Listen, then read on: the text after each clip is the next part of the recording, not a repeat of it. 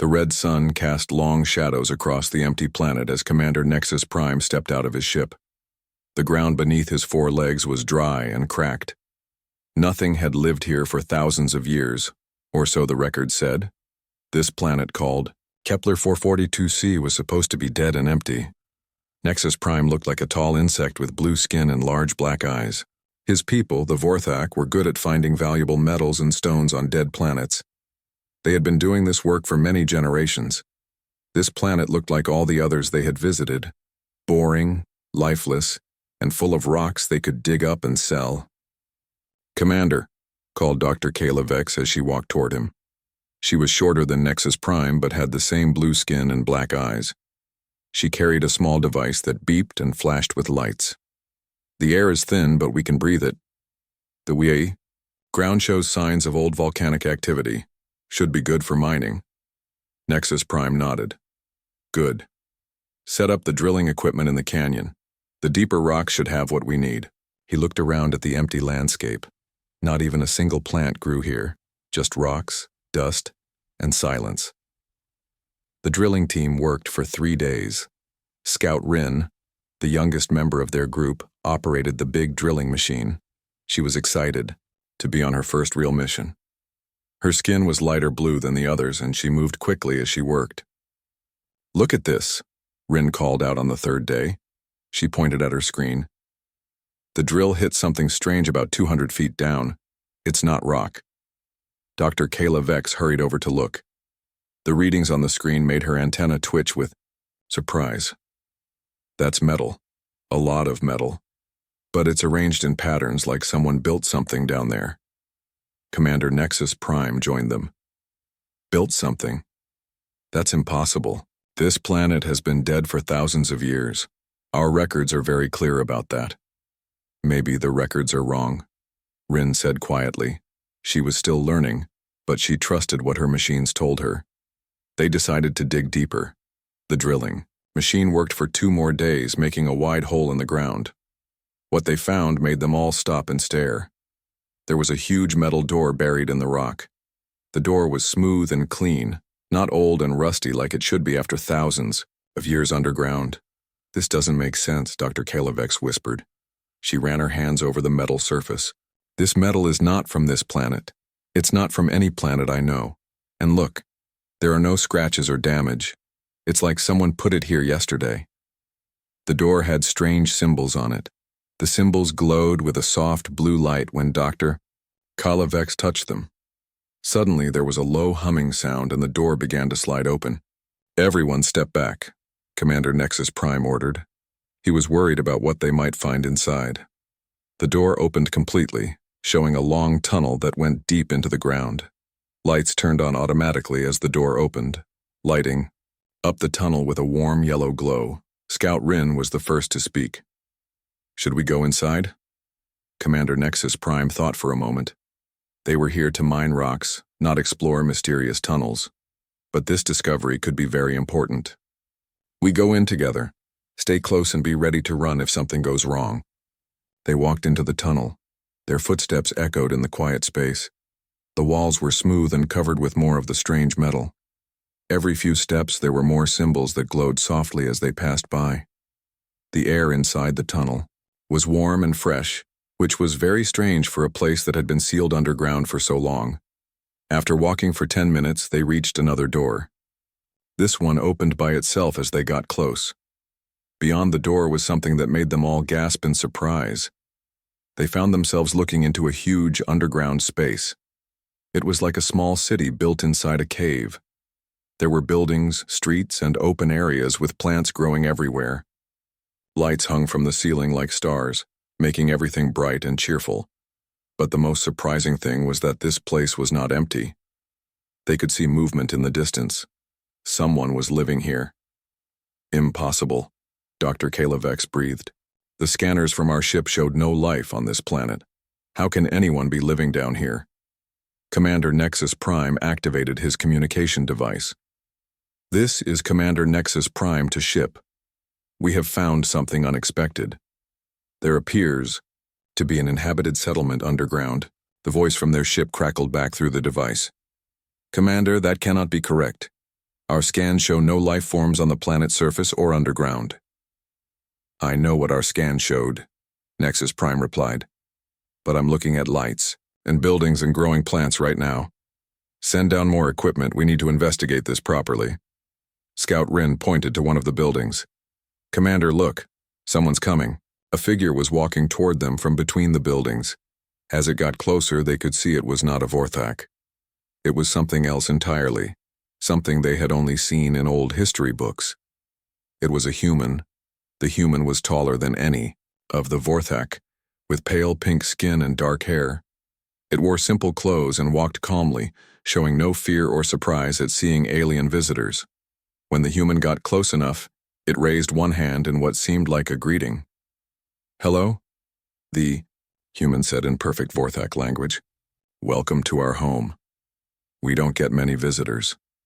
Dr. Kayla Vex felt her legs go weak. You're human, she whispered. But humans are extinct. They died out 200 years ago. The human smiled. Do we look extinct to you? Then the human called. Back toward the buildings. Day, Sue, we have guests. More humans appeared from the buildings and streets. Men, women, and even children walked toward them. All of them looked healthy and happy. All of them were supposed to be members of an extinct species. Commander Nexus Prime felt confused and afraid.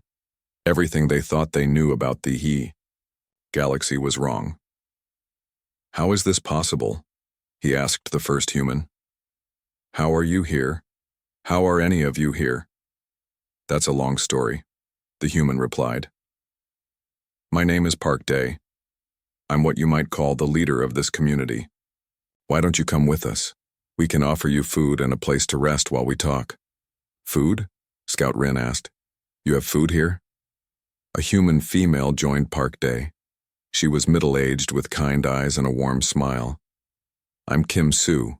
We grow our own food here. We have everything we need. Please, you must be tired from your journey. Come and sit with us. Dr. Kayla Vex looked at Commander Nexus Prime. They both knew they should be careful. This discovery changed everything they thought. They knew about the galaxy, but the humans seemed friendly and harmless. We accept your invitation, Commander Nexus Prime said formally. But we have many questions. Park Day nodded. I'm sure you do, and we'll answer what we can. But first, let's get you something to eat and drink. You've had a long day. As they walked deeper into the underground settlement, Scout Rin looked around in wonder. The plants were green and healthy. The buildings were clean and well-maintained. Children played in the streets, laughing and running around just like young Vorthak did back home. But none of this should exist. According to every record in the Galactic Federation, humans had died out completely 200 years ago. Their planets were empty. Their ships were gone. Their civilization had collapsed and disappeared. Yet here they were, living peacefully underground on a planet that was supposed to be lifeless. How had they gotten here? How long had they been here? And most importantly, how many other humans were still alive in the galaxy? Commander Nexus Prime realized that this discovery would change everything. The Galactic Federation needed to know about this immediately. But first, he needed to understand what they had found. As they followed the humans deeper into their hidden city, none of the Vorthak visitors could have guessed that they were about to learn something that would challenge everything they believed about the universe itself. Park Day led the 3 Vorthak visitors through the streets of the underground settlement. Commander Nexus Prime tried to count the buildings and people they passed, but there were too many to keep track of. The settlement was much larger than it had first appeared. Children ran alongside them, curious about the alien visitors. They spoke to each other in quiet voices and pointed at the Vorthak with excitement. But none of them seemed afraid. This struck Commander Nexus Prime as very strange. Most species showed fear or nervousness when meeting aliens for the first time. How many people live here? Dr. Kayla Vex asked as they walked. 47 of us. Call this place home, Kim Sue replied. We're not a large community, but we have everything we need. Scout Rin noticed that the buildings were built from materials she didn't recognize. The walls looked like metal, but they felt warm to the touch and seemed to glow softly from within. "What are your buildings made of?" she asked. "Oh, just local materials," Park Day said with a smile. "We make do with what we can find." They arrived at a large building in the center of the settlement. Inside, there was a comfortable room with soft chairs and a table filled with food. The humans had prepared a meal for their unexpected guests. "Please sit and eat," Kim Soo said. "You must be hungry after your journey." The food looked strange to the Vorthak, but it smelled good. Dr. Kayla Vex took a small bite and was surprised by how delicious it tasted. "This is excellent," she said. "What kind of plants do you grow here?" "A little bit of everything," Park Day replied. "We have good soil and plenty of light. Our gardens produce more than enough food for everyone." As they ate, more humans joined them. There was Lee Wan, a teenage boy with bright eyes and quick movements. He sat next to Scout Rin and asked her many questions about the Vorthak ship and their home planet. There was also Choi Na, a young girl who couldn't be more than 10 years old but who listened to every word with intense attention. "Where did you come from?" Commander Nexus Prime asked directly. "How did humans get to this planet?" Park Day and Kim Soo exchanged a look. "We've been traveling for a while," Park Day said carefully. "We decided this was a nice quiet spot to rest." "But traveling from where?" Dr. Kayla Vex pressed. "All the human worlds were destroyed or abandoned centuries ago. Where have your people been living?" "Here and there," Kim Soo replied with the same careful tone. "We've learned to make homes in places others might not think to look." Scout Rin found these answers frustrating. The humans were being friendly, but they weren't really explaining anything. "How long have you been here?" she asked. "Time moves differently when you're happy," Park Day said with a gentle smile. "It feels like we just arrived, but also like we've been here forever." Lee Wan leaned toward Scout Rin. "My family moved here from the Andromeda system last year," he said casually. Scout Rin nearly choked on her food. "The Andromeda system? But that's impossible. That's in another galaxy entirely. It would take thousands of years to travel there, even with the fastest ships." Lee Wan looked confused. "Why would it take that long?" "Oh, I guess you mean traveling the normal way. We don't do that anymore." "What do you mean, the normal way?" Dr. Kayla Vex asked quickly. Before Lee Wan could answer, Park Day placed a gentle hand on the boy's shoulder. "Lee Wan, why don't you show our guests around the settlement? I'm sure they'd like to see our gardens." The teenager nodded and stood up. "Would you like to see where we grow our food?" he asked the Vorthak. "It's pretty cool." They followed Lee Wan out of the building and through the settlement. As they walked, Dr. Kalavex noticed more strange things. The lights that hung from the ceiling didn't flicker or dim like normal electric lights. They burned with a steady, warm glow that never seemed to change. The air in the settlement was fresh and clean, but there were no visible air recycling systems. "How do you power all these lights?" she asked Lee Wan. "Power?" Lee Wan looked confused again. "Oh, you mean energy. We just make what we need."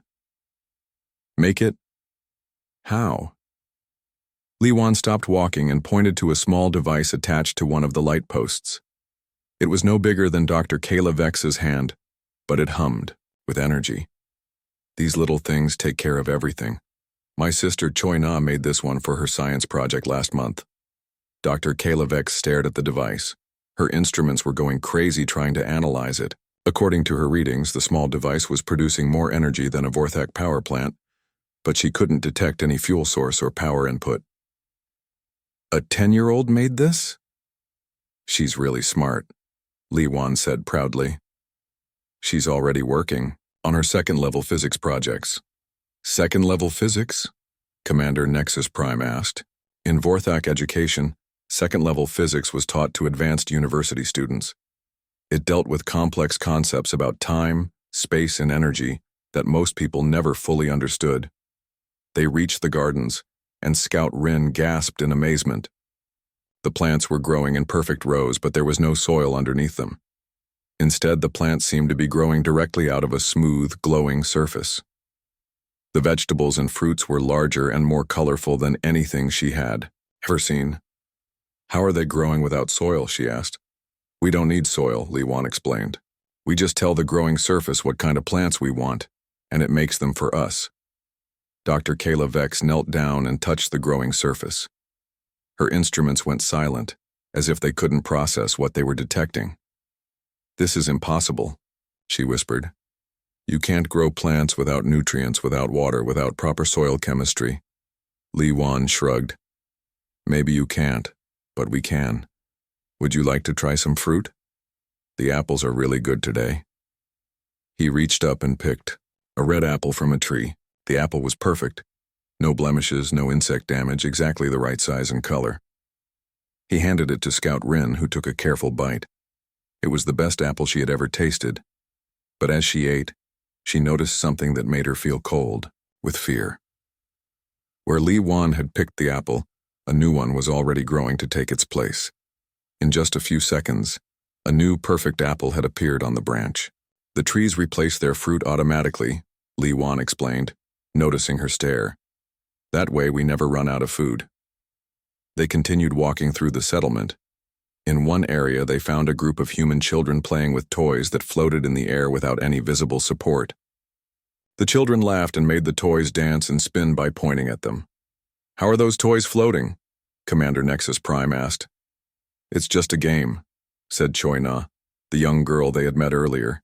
She had appeared beside them so quietly that none of the Vorthak had noticed her approach. We're practicing moving things without touching them. Want to see?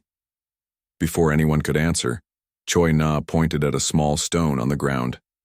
The stone lifted into the air and began spinning, slowly.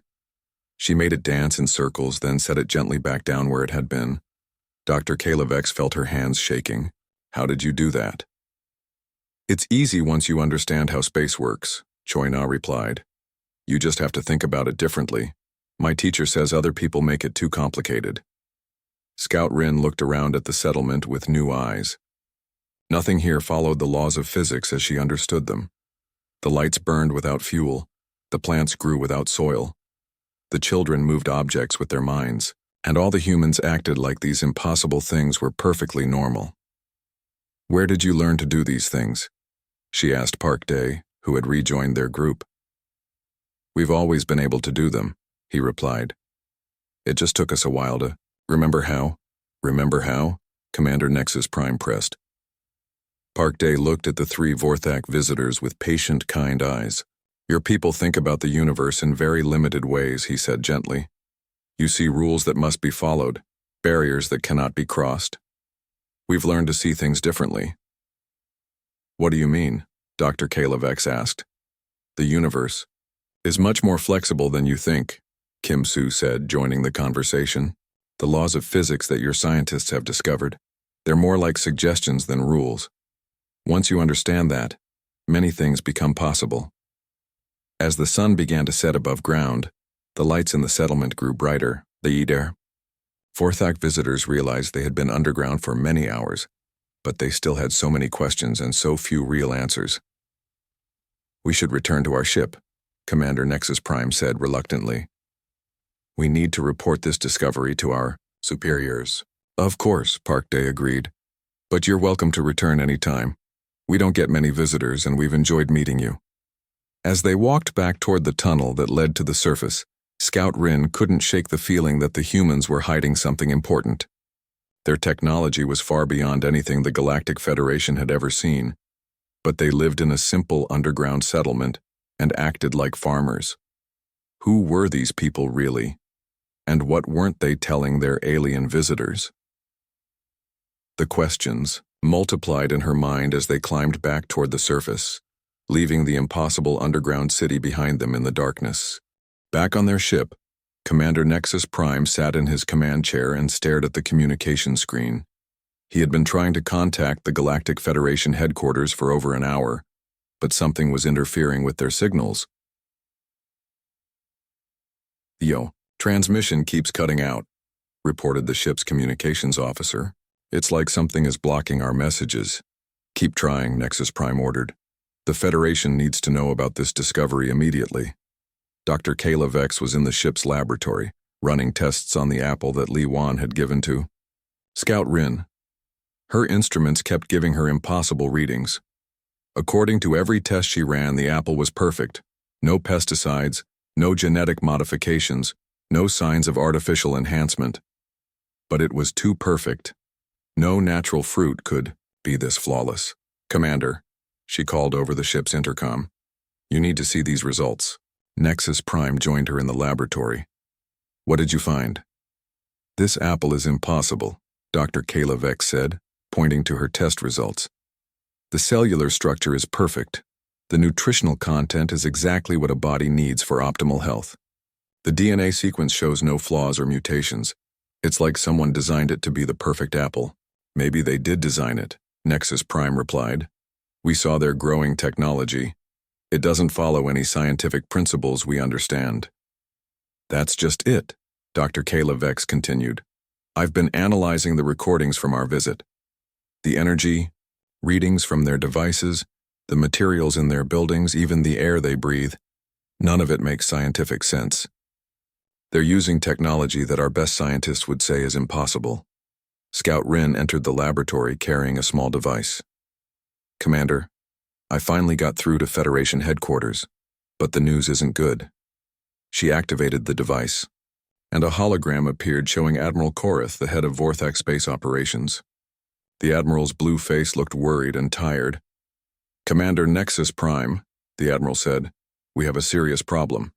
3 other survey fleets have gone missing in the past month. All of them were in systems near your current location." "Missing?" Nexus Prime felt a chill run through his body. "What happened to them?" "We don't know. Each fleet sent their last transmission reporting the discovery of unusual artifacts. Then their signals went dead. We haven't heard from any of them since." Dr. Kalavex leaned forward. "What kind of artifacts did they find?" "Human artifacts," Admiral Korath replied. "Just like what you're reporting. Old settlements, abandoned technology, signs of human presence in places where humans should never have been." The 3 Vorthak officers exchanged worried looks. "Scout." Rin spoke first. "Admiral, the humans we found aren't dead or gone. They're very much alive, and their technology is far more advanced than ours." Admiral Korath's image flickered as the communication signal weakened. "That's impossible. Humans were a primitive species. They barely had space travel when their civilization collapsed." "Sir, with respect, I think our information about humans might be wrong," Commander Nexus Prime said. "The humans we met today can do things that our scientists would consider magic." The Admiral's image disappeared as the signal was lost completely. Scout Rin tried to re-establish contact, but the communication system showed no response from Federation space. "We're completely cut off," she reported. "Something is jamming all our long-range communications." Down in the underground settlement, Scout Rin had decided to return alone. She told her commanders that she wanted to learn more about the humans' technology, but the truth was that she couldn't stop thinking about her conversation with Li Wan. She found him sitting by the gardens watching the impossible plants grow in their soilless beds. "Li Wan," she called softly. He turned and smiled when he saw her. "Scout Rin, I didn't expect to see you again so soon. Did you forget something?" "I wanted to ask you more about what you said earlier, about traveling from the Andromeda system." Li Wan's expression became more serious. "Oh, that. I probably shouldn't have mentioned it. Park Day says we should be careful about what we tell visitors." "Why? What's the secret?" Li Wan looked around to make sure no adults were nearby, then leaned closer to Scout Rin. "Promise you won't get scared?" Scout Rin nodded, even though she was already feeling nervous. "We didn't travel to Andromeda," Li Wan whispered. "We moved Andromeda closer to us. Well, not the whole galaxy, just the parts we wanted to visit." "Scout." Rin felt dizzy. "That's impossible. You can't move stars and planets like that." "Why not?" Li Wan asked, genuinely confused. "Space is just space. If you understand how it works, you can fold it, stretch it, move things around. My little sister learned how to do it when she was 7. Before Scout Rin could respond, she heard footsteps approaching. Dr. Kayla Vex appeared from the tunnel entrance, looking excited and worried at the same time. "Scout Rin, there you are. I've been analyzing the settlement's construction materials. She held up a small scanner that was beeping frantically. The metals in these walls contain isotopes that don't exist naturally anywhere in the known universe. What does that mean? Li Wan asked with innocent curiosity. It means these materials can only be created through stellar engineering, Dr. Kayla Vex replied. Someone would have to manipulate the nuclear processes inside stars to create these isotopes. That requires technology that can control entire solar systems. Li Wan nodded as if this made perfect sense. Oh yeah, we do that sometimes. It's easier than trying to find the right materials naturally. Dr. Kayla Vex stared at him. You do stellar engineering? You manipulate stars? Not me personally, Li Wan laughed. I'm only 16.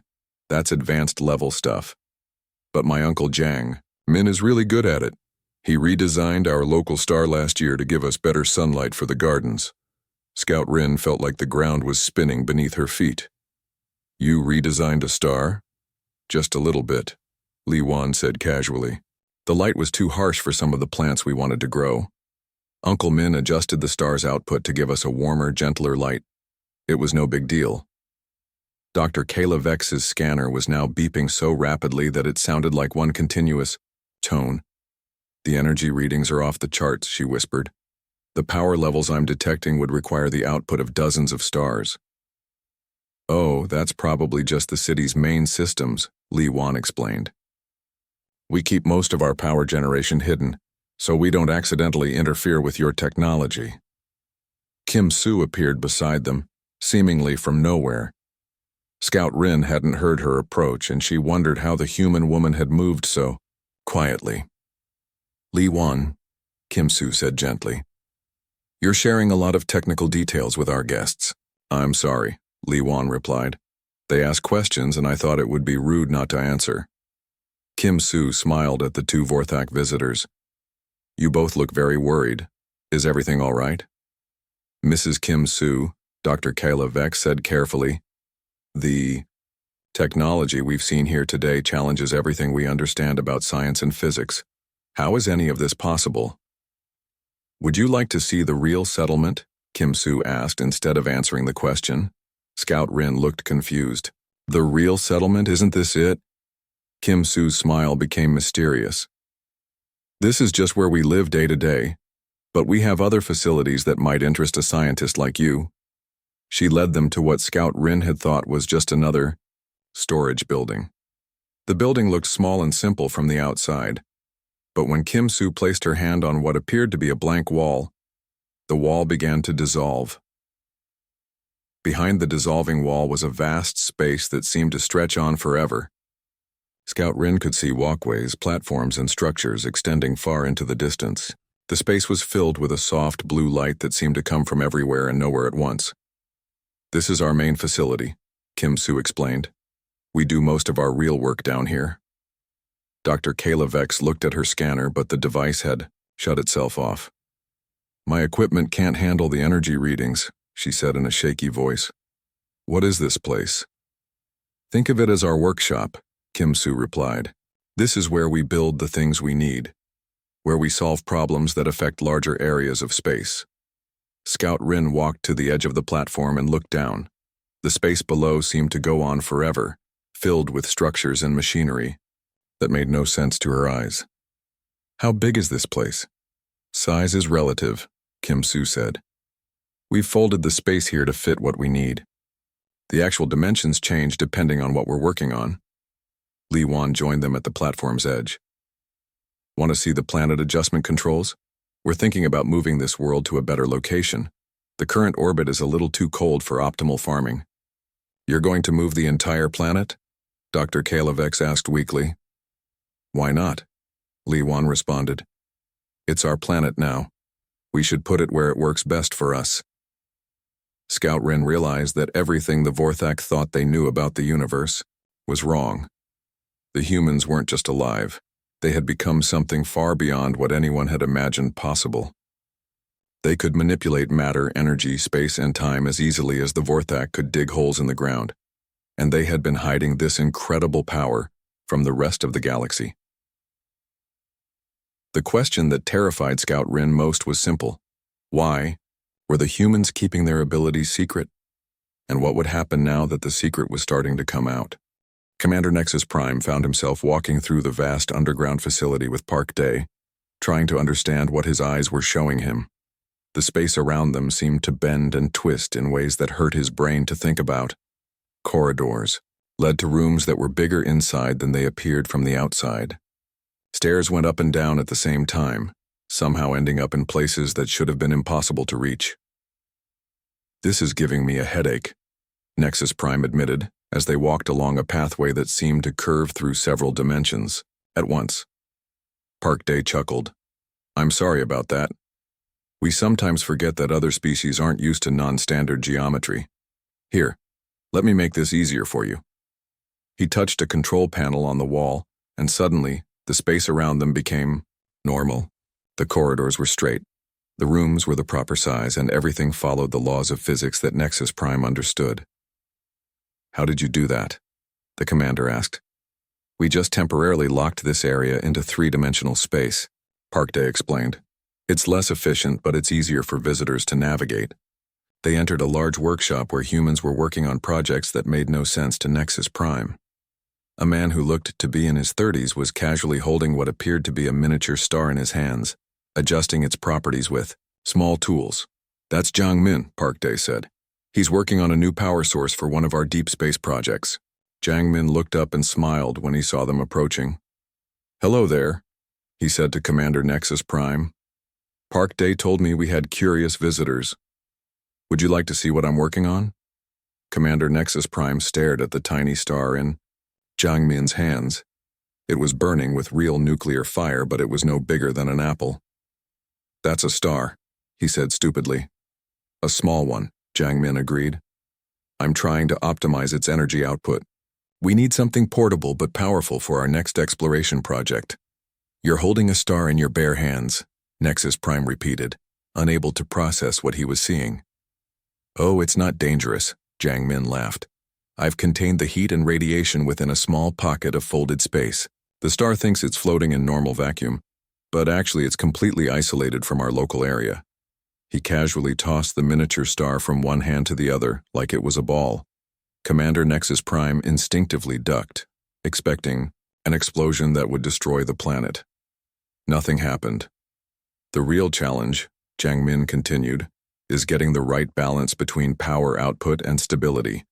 Stars can be temperamental when you compress them this much." In another part of the workshop, they found Dr. Kayla Vex standing perfectly still, staring at a group of human children. The children were sitting in a circle, apparently having a lesson with their teacher. "What are they learning?" Dr. Kayla Vex asked in a whisper. The teacher, a young woman named Yun Ho, overheard the question. "Today we're covering basic space-time manipulation," she said cheerfully. "It's important for the children to understand these concepts early."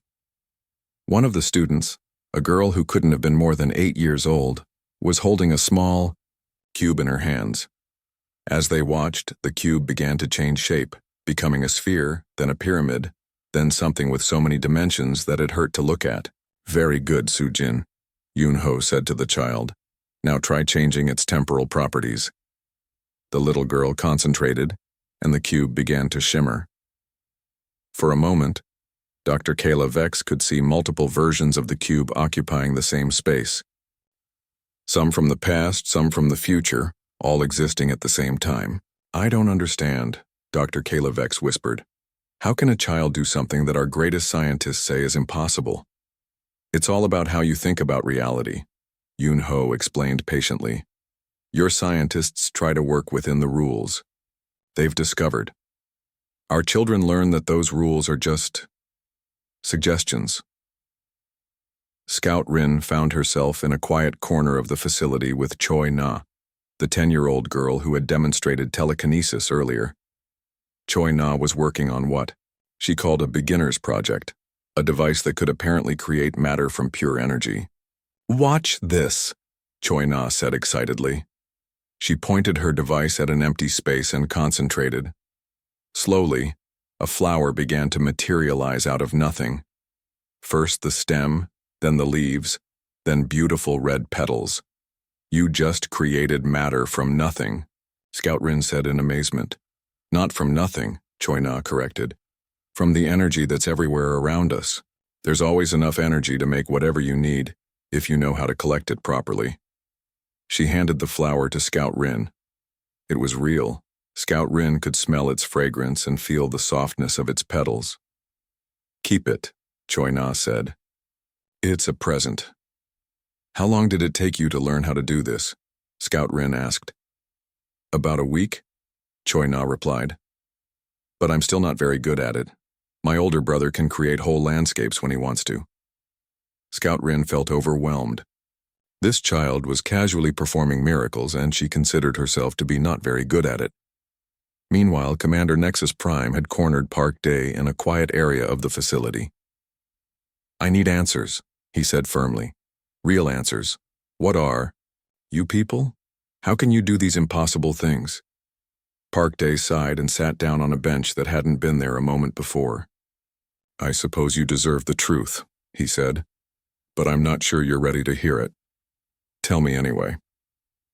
Park Day looked out over the vast underground facility, where humans were casually manipulating matter, energy, space, and time like children playing with toys. You believe that humans went extinct 200 years ago, he said finally. According to all records, yes.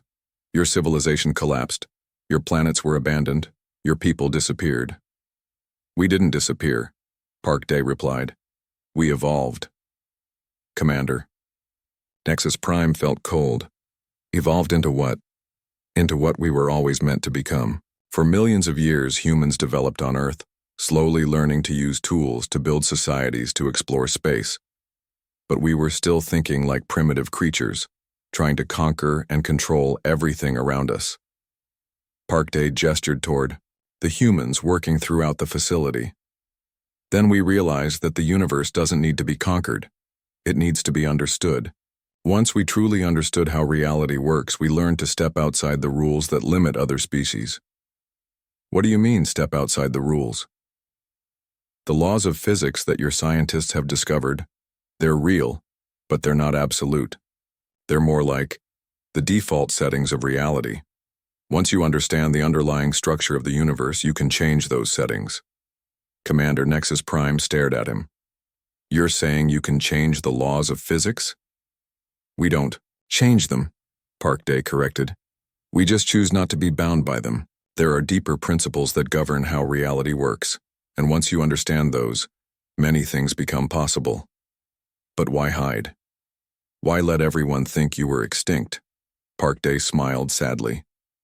Because most species aren't ready for this knowledge. Look at how your people react to discovering that humans still exist. You're frightened, confused, overwhelmed. Now imagine how they would react to learning that reality itself is far more flexible than they believe. Commander Nexus Prime thought about his crew, about the Vorthak government, about all the species in the Galactic Federation. Park Day was right. This knowledge would cause panic and chaos. So you've been watching us, Nexus Prime said. Watching all of us, letting us believe we understand the universe while you secretly manipulate reality around us. We don't manipulate, Park Day said gently. We garden. Garden? We tend to the galaxy like a garden. We prevent cosmic disasters. We guide evolution in positive directions. We ensure that developing civilizations have safe, stable environments to grow in. We do this quietly, without taking credit or demanding recognition. Commander Nexus Prime felt the full weight of this revelation crashing down on him. Every stable wormhole, every perfectly habitable planet, every cosmic disaster that mysteriously never happens. We've been taking care of you, Park Day confirmed. All of you. Every species in the galaxy has been protected by human intervention, and none of you ever knew it. Why? Commander Nexus Prime asked. Why take care of species that don't even know you exist? Because that's what mature civilizations do, Park Day replied. When you have the power to help, you help. When you have the knowledge to prevent suffering, you prevent it. We don't need recognition or gratitude. We just need to know that life in the galaxy is safe and flourishing. As the full truth sank Commander Nexus Prime realized that everything the Galactic Federation believed about the universe was wrong. Humans weren't extinct. They had become the secret guardians of all galactic life. The question now was, what would happen when the rest of the galaxy learned the truth? Dr. Kayla Vex sat alone in a quiet corner of the human facility, staring at her scientific instruments. All of them had shut down hours ago, unable to process the readings they were detecting. Everything she had learned about science, about the universe, about what was possible, it all seemed meaningless now. "You look troubled," said a gentle voice behind her. She turned to see an elderly human woman approaching. The woman had gray hair and kind eyes, and she moved with the calm confidence that Dr. Kayla Vex had noticed in all the humans she had met. "I'm Basol," the woman said, sitting down beside her. "I teach philosophy here. Park Day thought you might like to talk with someone about what you've learned today." "Philosophy?" Dr. Kayla Vex laughed bitterly. "I'm a scientist. I believe in facts, in proof, in things that can be measured and tested. Everything I've seen here today makes no sense. Science is just one way of understanding the universe," Basol replied. "A good way, but not the only way. Sometimes the most important truths can't be measured with instruments." "How can you say that? You people have technology that violates every law of physics. You manipulate matter and energy like it's clay.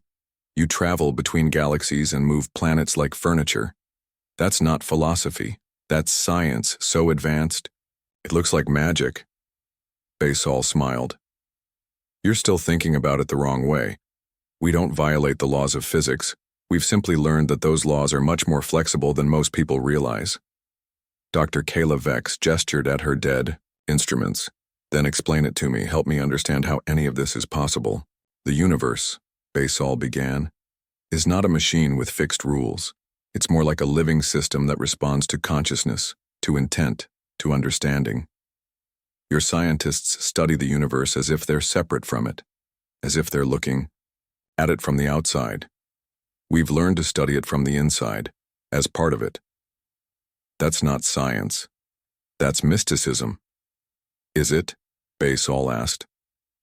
"Your own quantum physics shows that the act of observation changes reality.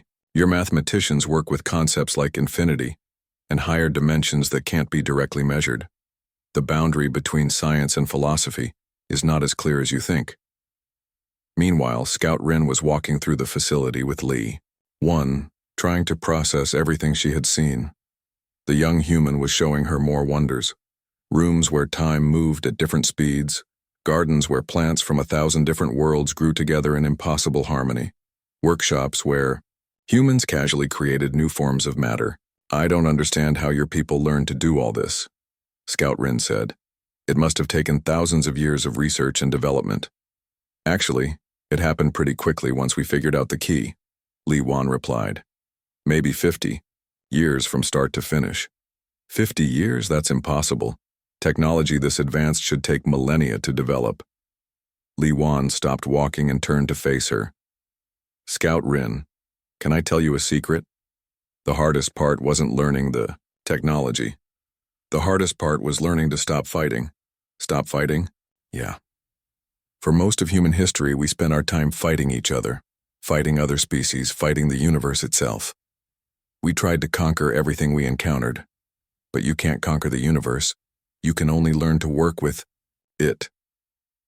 They paused beside a viewing window that looked out into space. But instead of seeing the barren planet surface above them, Scout Rin saw stars, nebulae, and galaxies spread out in impossible beauty. "This window shows us the real galaxy," Li Wan explained. "Not just what your eyes can see, but what's actually there. All the energy patterns, all the life, all the connections between things. It's beautiful, isn't it?" Scout Rin stared in wonder. She could see streams of energy flowing between stars, patterns of consciousness connecting different worlds. The subtle influences that held everything together in perfect harmony. "We used to think we were alone in the universe," Li Wan continued, "but we were never alone. Everything is connected to everything else. Once we understood that, once we stopped trying to dominate and started trying to nurture, everything became possible." Back in the main chamber, Commander Nexus Prime was having the most difficult conversation of his life with Park Dae and Kim Soo. He had contacted his ship and ordered his crew to prepare a report for the Galactic Federation. But now, he wasn't sure what that report should say. "You have a choice to make," Park Dae said quietly. "You can return to your people and tell them what you've learned here. You can reveal that humans still exist and that we've been secretly protecting the galaxy for centuries. Or, Commander," Nexus Prime asked. "Or you can keep our secret," Kim Soo replied. "You can continue your mining work, file a report saying you found nothing of interest, and pretend this day never happened." "Why would I do that?" Park Dae and Kim Soo exchanged a look. "Because," Park Dae said carefully, "your people aren't ready for this knowledge. Neither are most of the species in the Galactic Federation. If you reveal what you've learned, it will cause fear, panic, and probably war." "War?" Commander Nexus Prime was confused. "Why would anyone want to fight you? You're obviously far more advanced than any of us." "That's exactly why they would want to fight," Kim Soo explained. "Many species respond to superior technology with fear and aggression. They would see us as a threat to be eliminated, or as a resource to be conquered and controlled. But you could defend yourselves easily. You could stop any war before it started." "Yes," Park Dae agreed sadly. "We could. But that would require us to use force against other sentient beings, and we've chosen never to do that again. We could protect ourselves, but only by harming others, and we won't take that path." "Commander," Nexus Prime understood. The humans had evolved beyond the need for violence, but that also meant they were vulnerable to less advanced species who hadn't made the same choice. "There's a third option," Kim Soo said. "You could join us." "Join you?" "Help us with our work," Park Dae explained.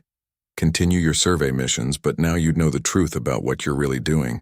You'd be helping us maintain the hidden infrastructure that keeps the galaxy stable and safe." "We could teach your people gradually," Kim Soo added. "Help them evolve as we did without forcing change on them too quickly. In time, perhaps all the species of the galaxy could learn to work together as we do." Commander Nexus Prime thought about his crew, his ship, his entire civilization. Could the Vorthak learn to think differently about the universe? Could they give up their need to conquer and control? "What about the missing survey fleets?" he asked. "What happened to them?" "They're safe," Park Dae assured him. "We relocated them to areas where they could continue their work without accidentally interfering with our hidden facilities. They don't know what happened. They think they encountered navigation problems and got lost. They'll find their way home eventually with some interesting mineral discoveries to report." Dr. Kayla Vex, Scout Rin, and Commander Nexus Prime gathered together as the sun began to rise above the planet's surface. They had spent an entire day and night learning truths that would change everything they thought they knew about reality. "What do we do now?" Scout Rin asked. Commander Nexus Prime looked at his two officers, then at the humans who had shown them such incredible wonders. The choice they made now would affect not just their own lives, but the future of every species in the galaxy. "We join them," he said finally. "We help them protect the galaxy, and we help our people learn to evolve as the humans did." Dr. Kayla Vex nodded. "My instruments may not understand what I've seen here, but my heart knows it's right. These people have found something beautiful. And maybe someday," Scout Rin added, "all of us will learn to see the universe the way they do." As they prepared to return to their ship, Li Wan approached Scout Rin with a small device in his hands. It looked like a simple stone, smooth and dark, but she could sense the incredible power contained within it. "This is for you," he said, placing it gently in her hands. "It's a learning device. It will help you and your people understand the deeper principles of reality, but gradually at a pace you can handle." "What is it really?" she asked. Li Wan grinned. "Something I made in shop class. My teacher says I have a talent for educational technology." Scout Rin carefully tucked the device away. She knew she was holding something that could revolutionize Vorthak science, casually given to her by a teenage human who considered it a simple class project. As they walked back toward the surface, Commander Nexus Prime looked up at the stars with new understanding. Humanity wasn't just alive. Humanity had become the silent guardians of the galaxy, the gentle gardeners who tended to all life with wisdom and love. The universe was far stranger and more wonderful than he had ever imagined. And now, he and his people had the chance to become part of something truly magnificent. The stars no longer looked cold and distant. They looked like home.